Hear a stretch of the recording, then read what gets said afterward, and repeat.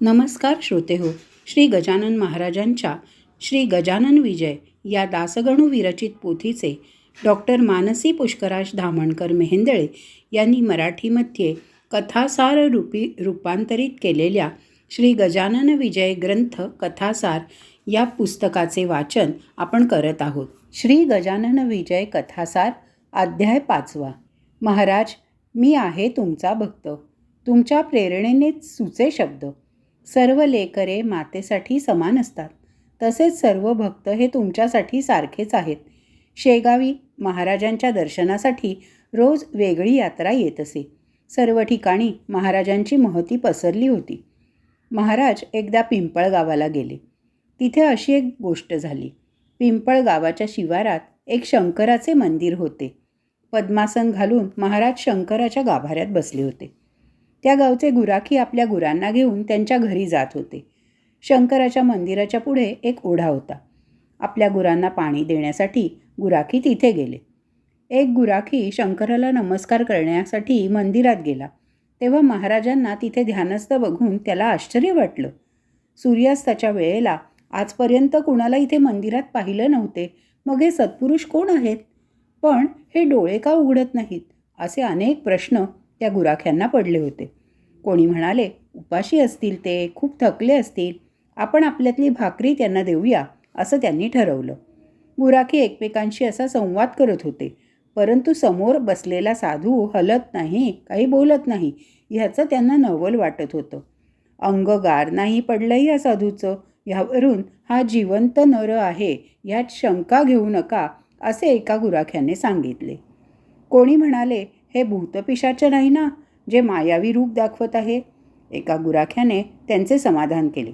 त्यानं सांगितलं की अरे, हे शंकराचे मंदिर आहे, इथं भूत नाही येणार कधी. प्रत्येकाचं मत वेगळं होतं. काही म्हणाले की हा तर स्वर्गातील देव वाटतो, आपण ह्याच्या दर्शनाचा लाभ घेऊया, आपण ह्यांची पूजा करूया, असं त्यांनी ठरवलं. स्नानासाठी ओढ्यावरून मुलांनी पाणी आणलं. परमभाव ठेवून समर्थांच्या पायांवर घालत होते ते. कोणी वनामधून पुष्पे आणली, त्यांचा हार करून समर्थांच्या गळ्यात घातला. नैवेद्यासाठी कांदा भाकरी आणली वडाच्या पानावर. गुराख्यांनी महाराजांना नमन केले आणि त्यांच्या पुढे भजन केले. अगदी आनंदात रममाण झाले ते सगळे. दिवस मावळून गेलेला. घरचे शोधायला येतील म्हणून वेळेवर गुराखी घरी जायला निघाले. घरी जाऊन गावातील वडीलधाऱ्या व्यक्तींना आपण ही घडलेली हकीकत सांगूया, असं त्यांनी ठरवलं. सर्व हकीकत गुराख्यांनी घरी जाऊन वडीलधाऱ्यांना सांगितली. दुसऱ्या दिवशी सकाळी गावची सर्व मंडळी समर्थांना पाहण्यासाठी शिवाच्या मंदिरात आली. येऊन सगळे बघतात तर महाराज जसे काल ध्यानस्थ होते तसेच बसले होते. भाकरीला स्पर्शही केला नव्हता. ते बघून सगळे म्हणाले, नक्कीच हे योगी पुरुष आहेत. साक्षात शिवच पिंडीच्या बाहेर आले आहेत. आपण त्यांना त्रास नको देऊया, त्यांना ध्यानस्थ बसून दे. आपण गावात नेऊयात त्यांना, म्हणून त्यांनी एक पालखी आणली. त्यात महाराजांना स्थानापन्न केले व सुंदर अशी पालखी यात्रा सुरू झाली. गावातील स्त्री पुरुष झांजांच्या गज्जरात जयघोषात मिरवणूक सज्ज करत होते. मुलं तुळस, फुलं, गुलाल असं आनंदानं मध्ये मध्ये उडवत होती. समर्थांचे संपूर्ण शरीर गुलालामुळे लाल झाले होते. भजन स्तवनाने वातावरण प्रसन्न झाले होते. जय जय योगीराज मूर्ती असा जयघोष सुरू होता. मिरवणूक गावात आल्यावर मारुतीच्या मंदिरात समर्थांना आणून बसवले एका भव्य पाटावर. तो दिवस पण तसाच मावळून गेला. सर्वजण समर्थांच्या काळजीत होते, म्हणून त्या सर्वांनी ठरवलं की आपण उपाशी बसून स्तवन करूया त्यांच्या पुढे. असा विचार ते करत होते की सद्गुरू श्री गजानन, जे साक्षात मुकुटमणी योग्यांचे, ते देहरूपात आले. मग काय विचारू नका, सर्वांना खूप आनंद झाला. सर्वजण समर्थांच्या पायांवर आपलं डोकं ठेवून नमस्कार करत होते. नैवेद्याची तयारी झाली. पानांची पंगत मारुतीच्या मंदिरात मांडली गेली. त्या सर्वांचा स्वीकार समर्थांनी केला. थोडं त्यातील सेवन केलं म्हणजे. सगळीकडे वाऱ्यासारखी ही बातमी पसरली. दुसऱ्या मंगळवारी पिंपळगावचे गावकरी काही कारणानिमित्त शेगावी आले होते. ते सहज शेगावच्या लोकांना म्हणाले, आमच्याही पिंपळगावात एक थोर अवलिया आले आहेत, ज्यांच्या स्पर्शाने आमची पिंपळगाव नगरी धन्य झाली आहे. आम्ही आता त्यांना कुठेही जाऊ देणार नाही. असंच त्यांच्या भक्तीत रममाण होणार. बंकटलालला हे सर्व समजल्यावर तो पत्नीसह दर्शनासाठी पिंपळगावी गेला. तिथे गेल्यावर हात जोडून त्यांनी समर्थांना विनंती केली, महाराज, आत्ता येतो असं सांगून गेलात, 15 दिवस झाले याला गुरुराया तुमच्याशिवाय घर भणभणीत वाटते. स्वामी, तुमच्याशिवाय शेगावचे सर्वजण चिंतातूर झाले आहेत. तुम्हाला नेण्यासाठी गाडी आणली आहे. महाराज, आई आणि बालकाची अशी ताटातूट नका हो करू. तुम्ही आला नाहीत तर मी ह्या शरीराचा त्याग करेन. महाराज, चला ना आमच्याबरोबर. बंकटलालचे बोल ऐकून महाराज गाडीत बसले. जसा गोकुळवासियांना कृष्णाला मथुरेला नेताना अक्रूर भासला तसाच बंकटलाल पिंपळगाववासियांना वाटला. बंकटलाल पिंपळगावच्या गावकऱ्यांना समजावत होता की वाईट वाटून घेऊ नका, समर्थ कुठे लांब जात आहेत का? जेव्हा दर्शन घ्यायचं असेल तेव्हा शेगावी येत जा. महाराज बंकटलालला गाडीत बसल्यावर म्हणाले, दुसऱ्याची वस्तू बळे न्यायची असते का अशी? बंकटा, मला तुझ्या घरी भय वाटते. तुझ्या घरची रीत बरी नाही हे मी पाहतो. लक्ष्मी जी लोकमाता आहे आणि विष्णुपत्नी आहे, तिची महासत्ता आहे तुझ्या घरात. तिला पण तुम्ही घरात कोंडले, तिथे माझी काय गत? म्हणून पळून गेलो. जगदंबेचे असे हाल पाहून माझे मन घाबरले. असं वर्णन ऐकून बंकटलालला खुदकन हसू आलं. विनम्रतेने महाराजांना तो म्हणाला, गुरुनाथ, अहो माझ्या कुलूपाला माता घाबरली नाही अजिबात. उलट तुमचा वास तिथे होता म्हणून ती स्थिर झाली आहे. जिथे माता तिथेच बालक. तुमच्या चरणांपुढे गुरुनाथ मला धनाची किंमत नाही हो. तुम्हीच माझे खरे धन. म्हणून तर आलो इथवर. घरमालकाला शिपाई अडवू शकतो का सांगा बरं. तुमची जशी इच्छा होईल तसं वागा. पण माझी एवढीच विनंती आहे तुम्हाला की शेगाव सोडून कुठेही जाऊ नका.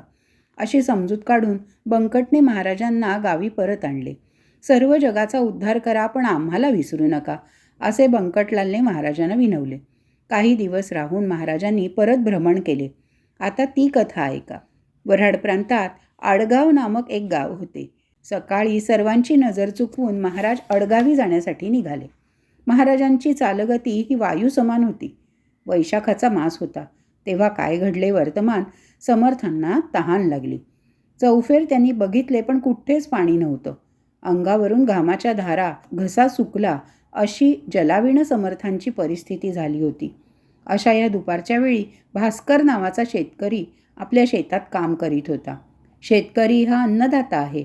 उन्हामध्ये काम करून बी पेरणे हे खूप मोठे कार्य शेतकरी करत असतो. अकोल्याला जलाचे एवढे दुर्भिक्ष आहे की एक वेळ घरात तूप मिळेल पण पाणी मिळणार नाही.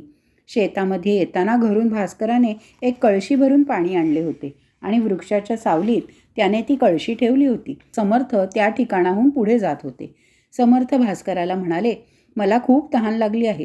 तुझ्या कळशीतून पाणी दे ना जरा प्यायला. खूप तहान लागली आहे रे. पाणी देणं हे पुण्याचं काम आहे. म्हणूनच पाण्याला जीवन म्हणतात. भुकेल्याला अन्न आणि तहानलेल्याला पाणी द्यावं असे आपले संस्कार आहेत ना. भास्कर महाराजांना म्हणाला, अरे तू तर नंगाधूत दिगंबर, अशा दांडग्याला मी नाही देत पाणी. शास्त्रामध्ये पण असे वचन आहे की मदोन्मत्त व्यक्तीला पाणी देणं हे पाप आहे. मी माझ्या घराहून डोक्यावर उचलून घागर आणली आहे. त्या आयत्या पिठावर तू पोळी भाजू नकोस हा. मला उगीच विनवणी करू नकोस. तुझं काळं तोंड इथून घेऊन जा चांडाळा.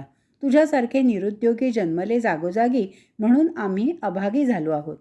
समर्थांनी फक्त हास्यवदन केले. तिथेच थोड्या अंतरावर समर्थांना एक विहीर दिसली. त्या दिशेने समर्थ जाऊ लागले. ते बघून भास्कर मोठ्याने ओरडून स्वामींना म्हणाला, अरे वेड्या, तिथे का जातो आहेस? ती कोरडी ठणठणीत विहीर आहे.